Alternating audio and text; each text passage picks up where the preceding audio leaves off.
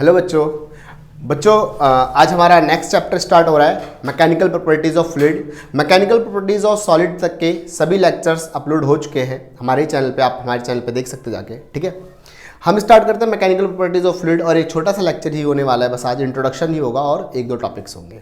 देखिए बेटा, जैसे मैंने लिखा हुआ है इंट्रोडक्शन कि मैकेनिकल प्रॉपर्टीज ऑफ फ्लूइड है, तो बेटा पहले तो हम ये समझेंगे फ्लूइड क्या होता है, फिर उसकी मैकेनिकल प्रॉपर्टी।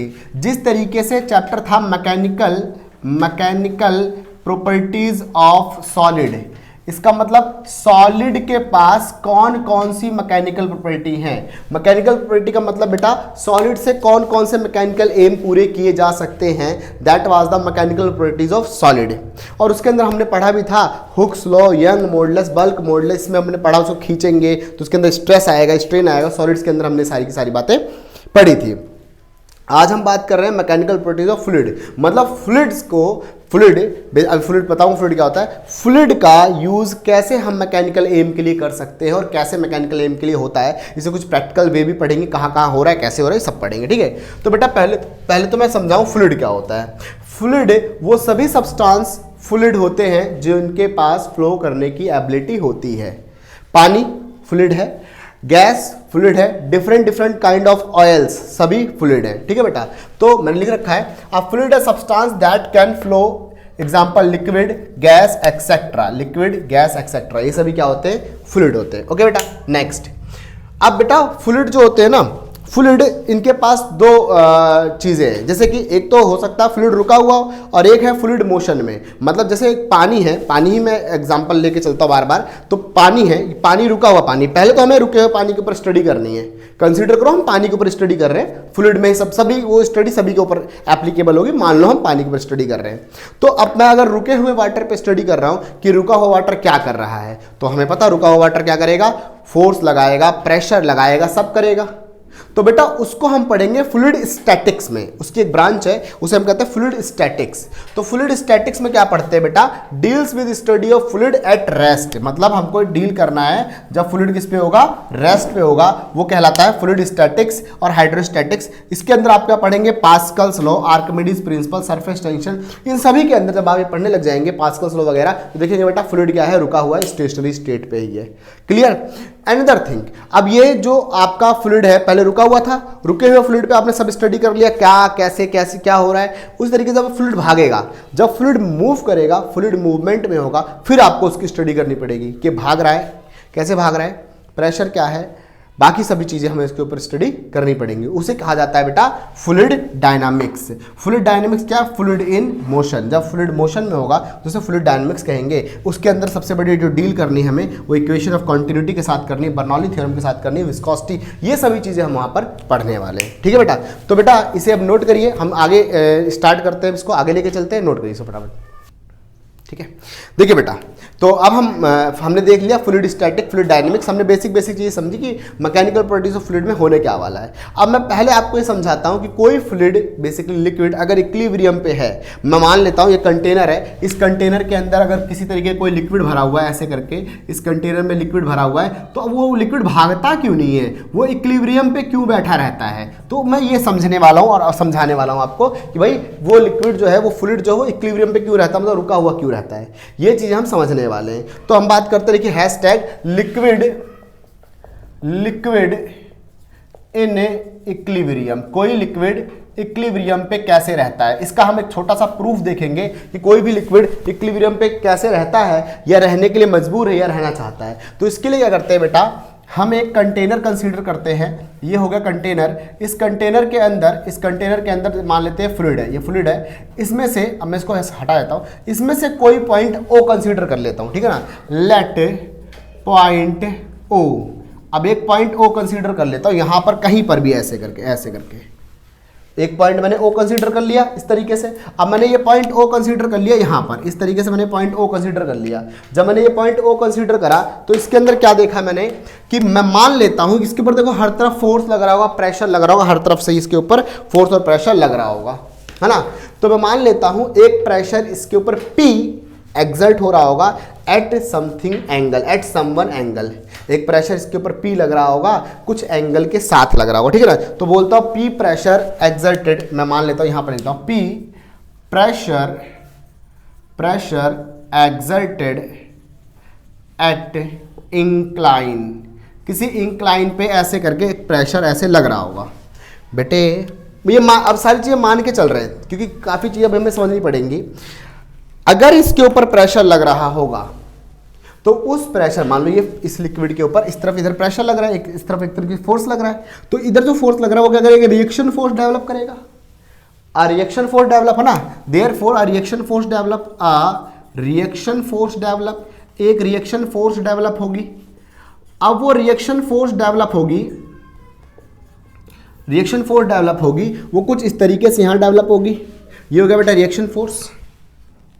और ये हमें पता है, हमने बहुत पहले ही सीख रखा है, मोशन वगैरह के अंदर ही सीखा था कि मोशन प्लेन के अंदर कि कभी भी कोई रिएक्शन फोर्स अगर किसी सर्टेन एंगल से लगती है, किसी डायरेक्शन में लगती है, तो उसके दो डायरेक्शंस होते हैं, उसके दो, उस रिजल्टेंट के दो कंपोनेंट होते हैं, ऐसे करके, है ना। तो अगर रिएक्शन फोर्स इस तरीके से है तो it will split, reaction force split into two component, split into two component. ये रिएक्शन फोर्स दो कंपोनेंट में टूटेगा। बेटा एक कंपोनेंट जाएगा इस तरफ और एक कंपोनेंट जाएगा इसका इस तरफ, समझे। इस रिएक्शन फोर्स का एक कंपोनेंट जाएगा इस तरफ, इसको मैं ओ मान लेता हूं ना। इस रिएक्शन फोर्स का एक कंपोनेंट जाएगा इस तरफ, समथिंग थीटा, ये हो गया आर कॉस थीटा, और ये वाला कंपोनेंट हो गया आर साइन थीटा। अगर मैं ऐसे ही जनरली नाम देता हूं कि हाँ ये resultant force, resultant reaction force जो कि इसकी वजह से आया, कुछ फोर्स टेंजेंशियली ऐसे लग रहा होगा, उसका रिएक्शन फोर्स इधर लग रहा होगा। बेटा वो किसी भी तरफ लग सकता है, मैंने इधर माना है, इधर भी मान लो, इधर भी मान लो, कहीं मान लो। अब इसको मान लेते ओ ए और ये बी, तो इसका मतलब देखो ओ ए अलॉन्ग ओ ए क्या फोर्स लग रहा है, आर कॉस थीटा, और अलॉन्ग ओ बी क्या फोर्स लग रहा है, आर साइन थीटा। अलॉन्ग ओ ए क्या लग रहा है, आर कॉस थीटा, और अलॉन्ग ओ बी क्या लग रहा है, आर साइन थीटा। मतलब इस तरीके से उसके ऊपर दो फोर्स लग रहे हैं।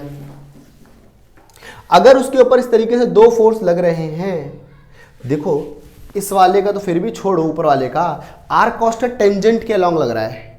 अगर आर कॉस इधर इस तरफ लग रहा है, देयरफॉर वो जो फ्लूइड है, वो जो लिक्विड है, उसको भागना चाहिए इधर। अरे भाई एक फोर्स आ रहा है ना, जो मेरे को दिख रहा है, एक फोर्स आर कॉस इधर लग रहा है, तो उसकी वजह से उस लिक्विड को भागना चाहिए, ठीक है ना। तो मैं लिख देता हूं इसके अंदर कि क्या, देखो tangential force R cos theta act at point O पर आर कॉस थीटा लग रहा है। देयरफॉर लिक्विड जो है, लिक्विड जो करना चाहिए, फ्लो करना चाहिए, liquid must be flow, liquid को फ्लो करना चाहिए। बट ये तो रेस्ट में है, but in actual practice it is on rest, it is at rest. ये तो रुका हुआ है। इसका मतलब जो मुझे आर कॉस थीटा दिख रहा है, आर कॉस थीटा, ये जो आर कॉस थीटा दिख रहा है, इसका मतलब R cos theta is equal to क्या है सर जी, जीरो है। मतलब इसका कोई फोर्स लग ही नहीं रहा, तभी तो नहीं भाग रहा। जो मुझे दिख रहा है कि इधर लग रहा तो भागना चाहिए, लेकिन भाग नहीं रहा, रियल में भाग ही नहीं रहा। तो इसका मतलब आर कॉस थीटा की वैल्यू क्या है, जीरो। और आर कॉस थीटा जीरो हो ऐसा कब पॉसिबल है, आर कॉस थीटा जीरो हो ऐसा तब पॉसिबल जब थीटा क्या हो जाए बेटा, 90 डिग्री। अरे सर जी थीटा अगर 90 डिग्री हुआ, कॉस 90 क्या होता है, जीरो होता है। तो आर कॉस थीटा जीरो होगा कब, जब थीटा क्या होगा, 90 डिग्री होगा। इसका मतलब जो लिक्विड की वजह से प्रेशर या जो फोर्स लग रहा है वो क्या लग रहा है, परपेंडिकुलर टू द सरफेस। क्या लग रहा है, जो मैंने इधर सोचा था वो इधर नहीं लग रहा। It means liquid exert force perpendicular to the surface. Liquid जो है वो सरफेस के परपेंडिकुलर फोर्स लगा रहा है, वो सरफेस के परपेंडिकुलर फोर्स लगा रहा है, जिसकी वजह से ये पूरा का पूरा लिक्विड जो है वो स्टेशनरी स्टेट में ऐसे इस पे, इधर इस पे, इधर इस पे, इधर इस पे, इधर इस पे, ऐसे। तो जो मैंने माना था वो एक तरीके से हम कह सकते हैं वो अजम्पशन था, बट वो इस तरीके से काम नहीं हो रहा। वो सरफेस के क्या कर रहा है, परपेंडिकुलर फोर्स लगा रहा है हमेशा, इसीलिए पूरा लिक्विड क्या है, इक्विलिब्रियम पे बना हुआ है। आई बात समझ में बेटा, आई बात समझ में। ठीक है, आपको समझ में आई? आप देख लें इसको, एक बार नोट कर लें फटाफट, चलिए आगे चलते हैं। ठीक है बेटा, तो बेटा आपने क्या सीख लिया कि कोई लिक्विड रेस्ट पे कैसे रहता है, इक्विलिब्रियम पे कैसे रहता है। तो मैंने आपको समझा दिया आर कॉस थीटा जो मैंने माना था, वो आर कॉस थीटा अगर टेंजेंट के अक्रॉस, किसी के ऊपर अगर टेंजेंट के अक्रॉस धक्का लग रहा है तो उसको भागना चाहिए, तो इस लिक्विड को भी भागना चाहिए था, बट वो रियल में भाग नहीं रहा। तो आर कॉस थीटा, इस वजह से मैंने कहा ये जीरो होगा। इसका मतलब अगर ये जीरो होगा तो इसका मतलब थीटा 90 डिग्री होगा। इसका मतलब जो मेरे को दिख रहा था कि इसके ऊपर इधर फोर्स लग रहा है, वो इधर न लग के हमें सरफेस क्या लग रहा है, परपेंडिकुलर। इसी वजह से पूरा का पूरा जो लिक्विड है, पूरा का पूरा जो फ्लूइड है, वो स्टेशनरी स्टेट में रहता है अगर इस तरह के कंटेनर भर के रखा जाता है। ठीक है ना। अब हम बात करते हैं प्रेशर की, बट बेटा प्रेशर की बात करने से पहले मैं आपको थ्रस्ट समझा दूं। पहले थ्रस्ट एक टर्म है, इसके बारे में डिस्कस कर लेते हैं। थ्रस्ट बेसिकली क्या होता है, परपेंडिकुलर फोर्स, परपेंडिकुलर फोर्स को कहा जाता है बेटा थ्रस्ट। देखो बेटा, हमने इसके लिए डिफरेंट काइंड ऑफ वर्ड क्यों चुना, क्यों सेलेक्ट किया, क्योंकि फोर्स बहुत तरीके के होते हैं। जैसे मान लो ये एक कुछ है, इसके ऊपर एक फोर्स ऐसे लगा है, इस ब्लॉक को अगर ऐसे खींचा तो ये ब्लॉक ऐसे इधर खींच जाएगा, आगे की ओर खींच जाएगा। इसको ऐसे खींचा अगर तो ये ऊपर की ओर उठ जाएगा। तो बेटा ये तो है फोर्स, इनको जस्ट फोर्स कहा जाएगा। लेकिन जब सरफेस के परपेंडिकुलर कोई, मैं इसको ऐसे दबा दूं, ऐसे कर, जैसे बोर्ड है, अब ये बोर्ड, ये सरफेस हो गया, इसके परपेंडिकुलर, इसका परपेंडिकुलर कंपोनेंट ऐसे जाएगा, बाहर की ओर जाएगा ना, बाहर की ओर, इसके ऐसे इसको दबा दूं तो ये है मेरा थ्रस्ट। थ्रस्ट और फोर्स में खास फर्क नहीं है। थ्रस्ट का मतलब है परपेंडिकुलर फोर्स से किसी बॉडी, ये थ्रस्ट नहीं है, ये थ्रस्ट होगा, समझे ना। तो फोर्स और थ्रस्ट में, ठीक है ना, ठीक है, फोर्स और थ्रस्ट में यही आपका डिफरेंस है। अब मैं बात करता हूँ प्रेशर। तो प्रेशर क्या होता है, प्रेशर तो प्रेशर होता है that is thrust upon area, thrust upon area, या इसे कहा जाता है perpendicular force, force perpendicular upon area. ये this is the thrust pressure, ये हो गया प्रेशर। अब बेटा प्रेशर की यूनिट की बात कर लेते हैं, ठीक है ना, प्रेशर के यूनिट की बात कर लेते हैं। तो प्रेशर के पास बेटा कुछ यूनिट्स होती हैं, डेराइव और एसआई, ठीक है ना। तो इसके अंदर की मैं बात करता हूं, जैसे एक तो यूनिट हो जाएगी फोर्स।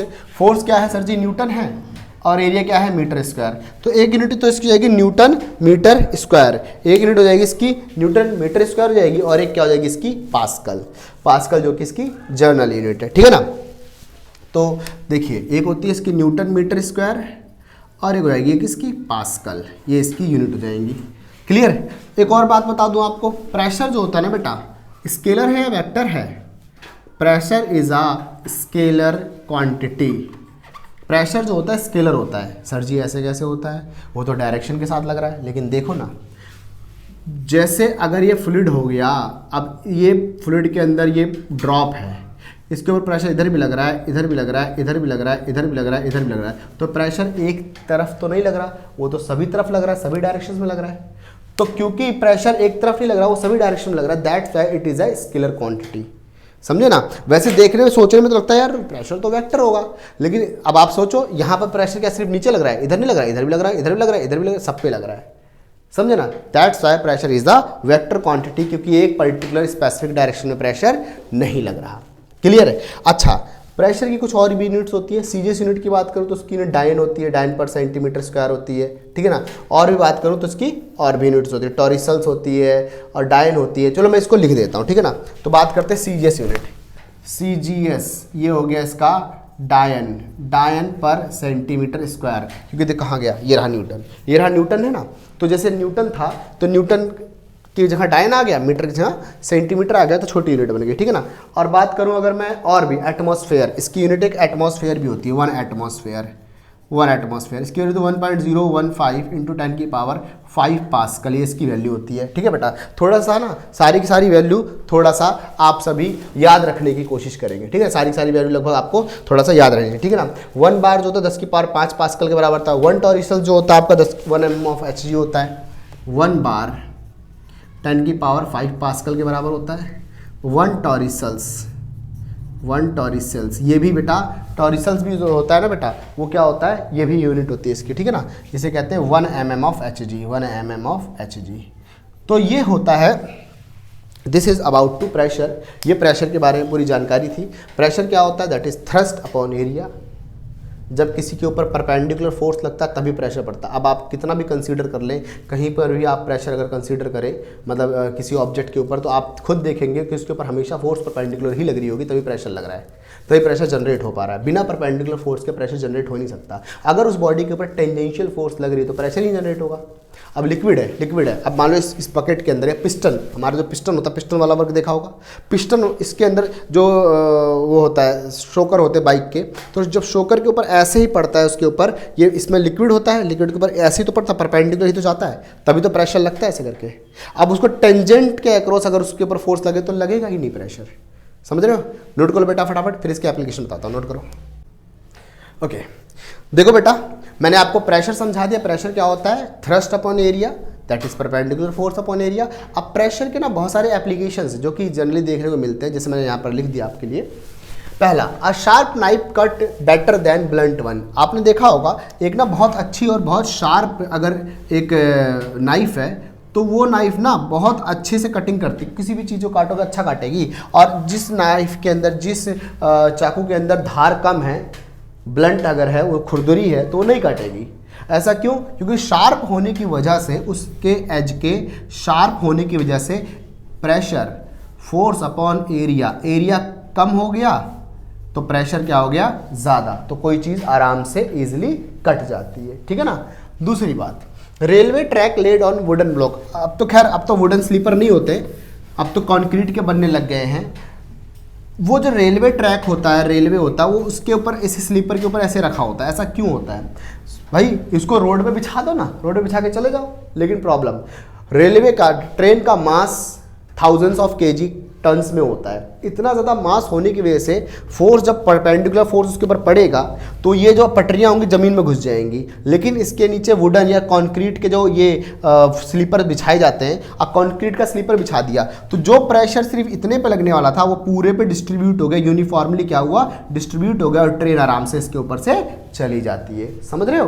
तो इसीलिए रेलवे ट्रैक्स के नीचे ये लगाए जाते हैं। It is difficult to for a man to walk on a sand while a camel. देखा होगा आपने, रेगिस्तान के अंदर ऊंट वगैरह आराम से मूव कर पाते हैं, जबकि कोई आदमी, आप चलोगे तो आपके पैर धंस जाएंगे। ऐसा क्यों? क्योंकि हमारे पैर का सरफेस एरिया कम है। सरफेस एरिया कम होने की वजह से, फिर वही कहानी, सरफेस एरिया कम होने की वजह से प्रेशर हमारा ज़्यादा पड़ेगा और हमारे पैर घुस जाएंगे अंदर। जबकि कैमल वगैरह होते हैं, उनका सरफेस एरिया, पैरों का सरफेस एरिया ज़्यादा होता है। ज़्यादा होने की वजह से तो प्रेशर उनका कम लगता है और वो आराम से, लाइक होता ना एरोप्लेन ऑफ डेजर्ट, ऐसा कुछ कहा था, हवाई जहाज़ ना, रेगिस्तान का जहाज़ करके, तो वो इसीलिए।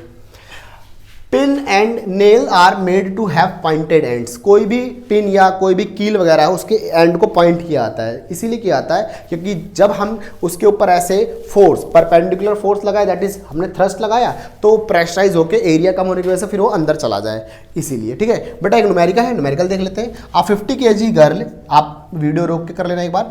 मास है गर्ल का 50 kg, wearing a heel high shoe, balance a single heels of the circular, वो एक टांग पे खड़ी है, ठीक है ना। उसका जो डायमीटर है, डायमीटर जो है उसका 1 सेंटीमीटर है। बेटा इसको थोड़ा सा मीटर में कन्वर्ट कर लेते हैं, मतलब 10 की पावर -2 मीटर है, ऐसे करके, ठीक है ना। ये हो गया डायमीटर। इसका रेडियस देखें तो रेडियस क्या होगा? डायमीटर का आधा हो गया, तो इसको देखेंगे तो 0.5 into 10⁻⁻2 metre, it is the radius of that heel, उसके हील की रेडियस। अब क्वेश्चन है कि वो प्रेशर कितना लगा रही होगी फ्लोर के ऊपर, जिस फ्लोर के ऊपर खड़ी है लड़की। तो प्रेशर क्या होता है? फोर्स अपॉन एरिया, ये होता है।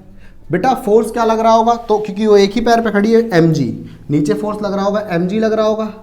और एरिया, एरिया क्या होगा इसके अंदर? एरिया होगा इसके अंदर, एरिया दैट इज πr², ये हो गया mg, एरिया क्या होगा? πr² होगा। तो बेटा जब मैं देखूंगा mg 50 और ग्रेविटी 10 हो गया, पाई कितना होगा? 22/7 या 3.14 होगा, 22/7 इंटू में, ठीक है। ओके बेटा, तो पाई जो जाएगा 22/7 हो जाएगा। रेडियस यहाँ मैंने दे ही रखा है 0.5 इंटू 10⁻²। तो बेटा कट कुटा के कुछ ना कुछ वैल्यू एक आ ही जाएगी। अब आपको सॉल्व कर लें, इतना सॉल्व कर सकते हो। तो ये एक छोटा सा क्वेश्चन था और इसको बेटा देखते रहना। अगली क्लास में हम मिलेंगे, अगली क्लास के अंदर हम इसमें पास्कल्स लॉ और हम आगे करेंगे, इस चैप्टर को प्रोसीड करेंगे, ठीक है। तो ध्यान से बेटा ये करते रहें। मिलते हैं बेटा अगली क्लास में। बाय बच्चों।